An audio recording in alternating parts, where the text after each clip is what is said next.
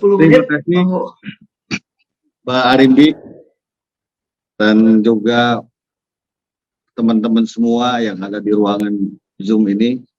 Pertama-tama saya ucapkan terima kasih banyak kepada Ibu Lestari Murijat yang saya hormati dan sangat saya banggakan, karena dalam suasana mau Idul Fitri, Ibu Lestari masih berpikir dan merasakan bagaimana sebetulnya kondisi objektif tentang PMI. Dan juga para narasumber serta penanggap yang saya hormati. Saya kira kalau melihat dari narasi teman-teman CMI semua sudah sangat wajar, dan saya kira ini perlu diakselerasi secara baik dan secara cepat. Maka juga saya mengusulkan sesungguhnya kalau bisa forum ini tidak hanya sekali ini saja, tetapi juga ada sisi berikutnya yang juga harus dipertegas dan dipertajam terkait dengan eksistensi PMI, khususnya yang sekarang saya kira dalam suasana pandemi ini masalah PMI ini semakin krusial. Kakak Arimbi, saya dulu pernah melakukan penelitian itu sekitar tahun 2007 ya, selama 2 tahun di 3 zona PMI di Jawa Barat, Jawa Timur, dan di NTB. Bahkan saya waktu itu merasa bahwa sesungguhnya permasalahan-permasalahan PMI ini itu ada sejak masyarakat membuka pintu rumahnya. Bisa dibayangkan dulu misalnya problem-problem krusial itu sangat terjadi di semua lini, di semua ruang. Berbeda saya kira antara buruh migran dengan buruh mainstream. Kalau buruh migran ini cukup kompleks dan krusial. Jadi dulu misalnya banyak problem karena hanya diakibatkan oleh pemalsuan identitas, karena belum dewasa sehingga ada keterangan kepala desa maka diberangkatkan ke luar negeri.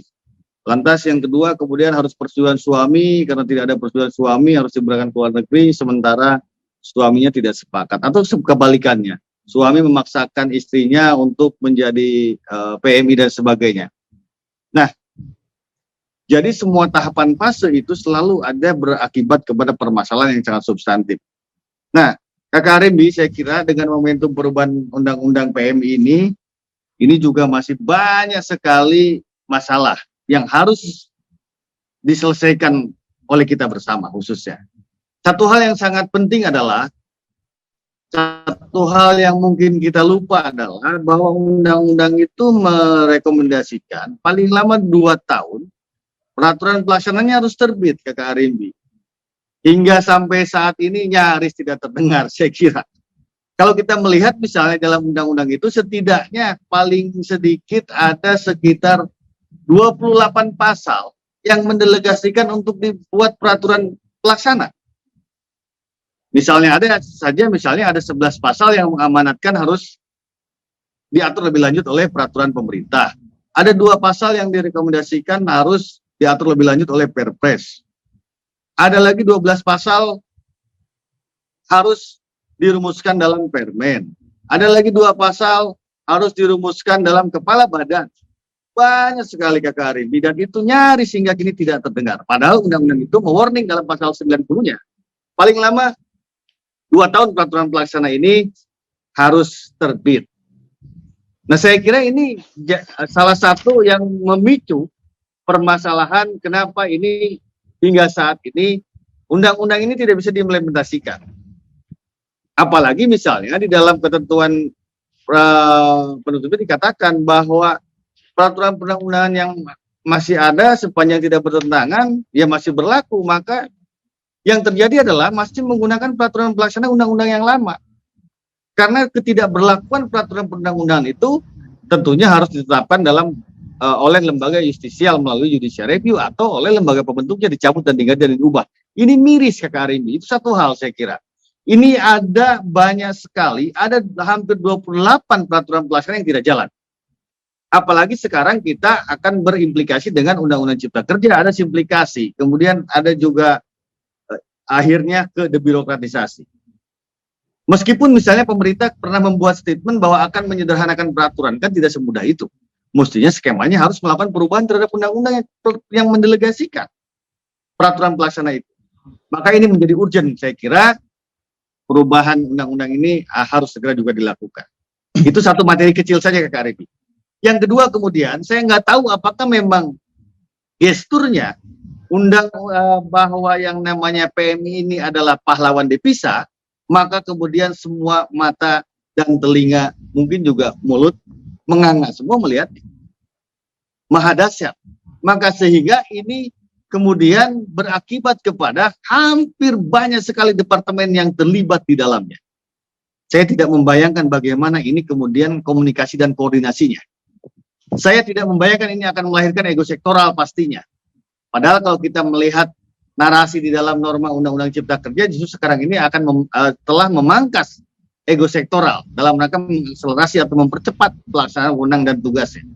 Kalau misalnya boleh saya menjelaskan sedikit misalnya, ada banyak sekali departemen dan lembaga non-departemen yang terlibat di dalamnya. Saya nggak tahu apakah mungkin karena ini menjadi magnitudo besar, karena di situ adalah devisa yang cukup dahsyat, sehingga di narasi publiknya PMI adalah pahlawan devisa, meskipun saya katakan bahwa itu sesungguhnya menyesatkan, karena di balik logika teks itu sesungguhnya adalah, kalau orang Sunda bilang, tinggal tulang dan daging dan gajinya hilang semua di departemen dan di lembaga non departemen.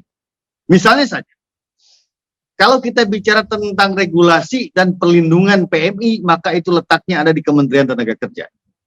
Kalau kita bicara LTSA, ada di Kementerian Dalam Negeri.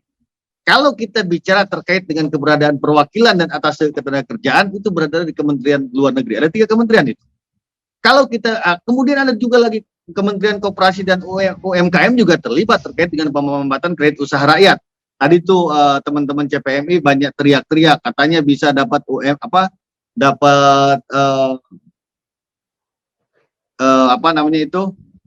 dana sederhana dan sebagainya, tapi pelaksanaannya nggak ada. Karena memang ada keterlibatan di dalam konstruksi undang-undang itu.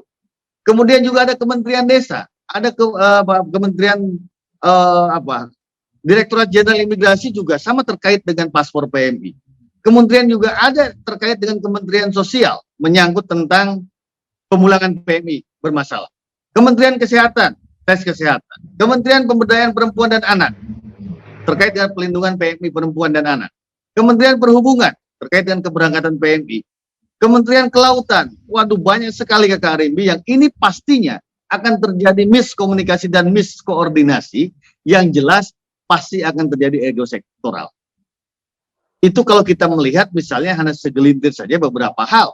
Apalagi kalau kita lebih detail berbicara tentang teknis. Tadi teman-teman para narasumber sudah juga memberikan pemaparan yang perlu diakselerasi segera. Dan juga teman-teman CMI sudah memberikan masukan-masukan inputan yang saya kira ini cukup penting. Ketiga misalnya, kalau kita bicara tentang masalah teknis, kalau LTSA ini kan pasti berbicara tentang resources dan juga berbicara tentang sarana prasarana di daerah. Apakah itu sudah ada? Ini kan akan menjadi masalah yang cukup besar. Dan ini yang saya kira salah satu kemandegan ketika ini kemudian tidak terakselerasi secara baik. Bahkan kalau kita melihat dalam historical pembentukan undang-undang ini kan akan terjadi overlapping terkait dengan LTSA itu. Pertama adalah ini akan berakibat kepada pembentukan. Ya saat ini seluruh daerah saya kira beberapa sudah membuat. Meskipun ini kan dulu pernah diatur juga kalau tidak salah ada di Permendagri 138/2017 tentang penyelenggaraan pelayanan terpadu satu pintu di daerah ini. Jadi dalam proses pembahasan itu saya kalau tidak salah itu bahwa LTSA itu dapat diintegrasikan dalam pelayanan publik, itu menurut Kemendagri itu dapat dilakukan juga tidak hanya di dalam Dinas Kependudukan Catatan Sipil, termasuk juga dalam Badan Penyelenggaraan Jaminan Sosial. Kemudian juga Direktorat Jenderal Pajak, Kemenkumham, BPN, Perbankan, Asuransi, yang ini saya kira akan menjadi masalah. Sebetulnya letaknya ada di mana? Maka ini akan terjadi juga tumpang tindih. Segelumit masalah ini saya kira, yang tadi saya katakan akselerasi rendah, kemudian ada disharmoni sehingga menghasilkan ego sektoral, kemudian juga sama terkait dengan masalah pengawasan yang cukup rendah, dan saya kira masalahnya cukup krusial. Gitu. Saya tadinya mau memaparkan banyak hal, Kakak Rembi, tapi saya kira mungkin nanti saya bisa sampai jam 12 malam, karena memang kalau kita melihat cek norma di dalam undang-undang PMI ini, hampir semua membuka ruang dan sangat menganga bermasalah. Permasalahan yang besarnya adalah terkait dengan urusan di dalam regulasinya ini juga sangat obesitas. Yang kedua, melibatkan banyak organ negara, baik itu departemen atau kementerian dan lembaga non departemen, termasuk juga organ vertikal pemerintahan daerah yang kewenangan-kewenangan juga saling tumpang tindih. Mungkin barangkali itu yang bisa saya sampaikan ke Kak Rimbi. Terima kasih.